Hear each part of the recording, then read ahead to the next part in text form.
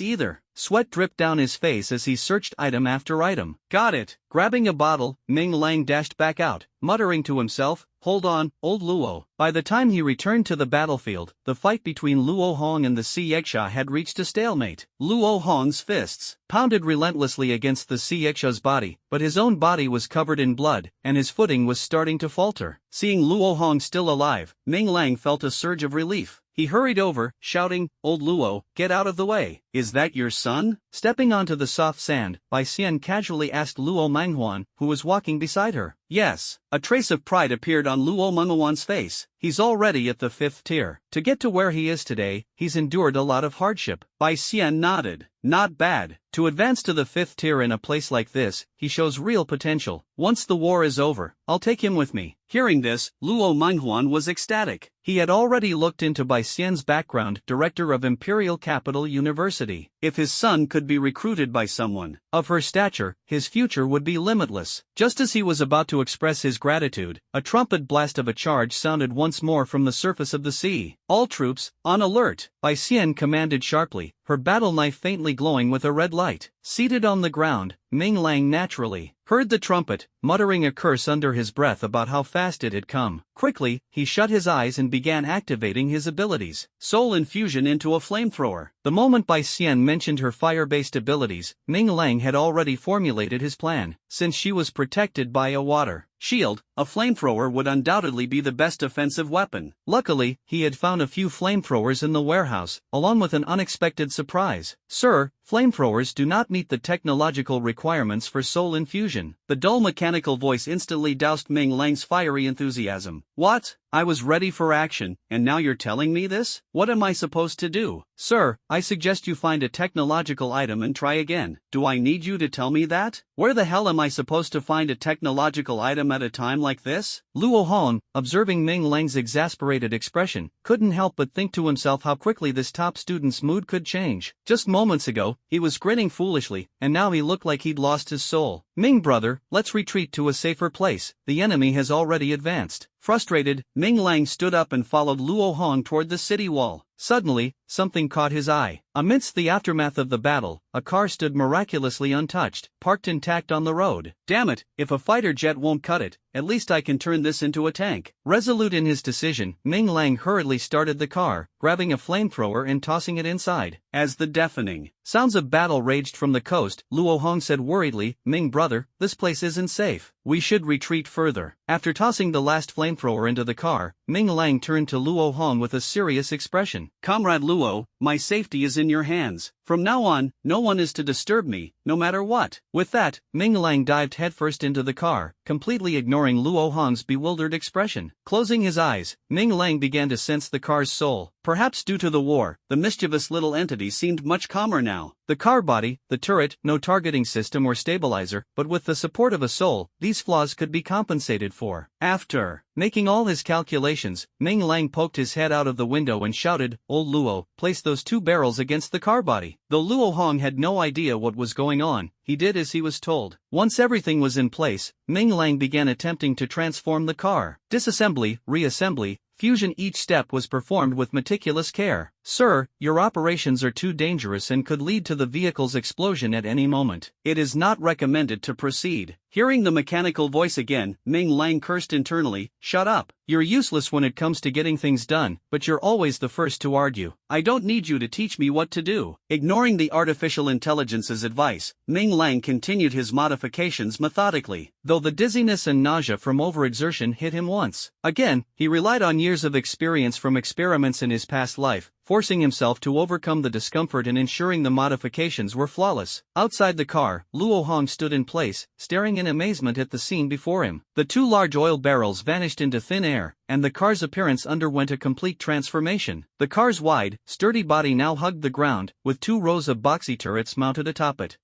Is this the power of an SSS-level ability? Overwhelmed, Luo Hong circled the car, observing the steel beast with awe. Little did he know, a pair of glowing eyes had silently drawn closer. Huff! Finally done. The effort had taken a serious toll on Ming Lang's body. He needed to step out for a breath of fresh air to relieve the nausea swirling inside him. Satisfied with his creation, Ming Lang, pale-faced, opened the car door. The moment he stepped out, he immediately doubled over and vomited. Damn it, this ability really messes with the stomach. Seeing Ming Lang in this state, Luo Hong hurried over, patting him on the back. Ming brother, no matter how strong your ability is, you still need a healthy body. Look at you, puking like this. Ming Lang gave him an annoyed glare. After throwing up, he did feel noticeably better. Suddenly, a gust of wind swept past, and a shadow lunged toward the 2 of them. Watch out! Luo Hong shoved Ming Lang aside, taking the hit himself as the shadow knocked him to the ground. Looking at the creature's revealed face, a trace of dread flashed in Luo Hong's eyes. A sea yaksha! Ming Lang hurried to help Luo Hong up, his eyes locked onto the strange beast ahead. What is that? He asked. It's a tier 6 beast. I don't think I can handle it. You need to run while I hold it off. Ming Lang wanted to pull Luo Hong into the car, but seeing the glowing claws of the sea yaksha, he knew the makeshift vehicle he'd cobbled together wouldn't withstand a single strike from the creature. You hold it off. I'll be right back. Ming Lang shouted and took off running toward the city wall. Watching Ming Lang's retreating figure, Luo Hong gave a bitter smile. Running away is fine too. If he were to die here, I'd never be able to forgive myself. Shaking his head, Luo Hong's muscles bulged, and his entire body swelled in size. Clenching his fists together, a wisp of white smoke escaped his mouth as he sneered at the beast before him. Come on then. With that, Luo Hong leaped into the air, his fists slamming down on the sea yaksha like heavy cannons. Meanwhile, Ming Lang, panting and gasping, reached the warehouse and began rummaging frantically. Not this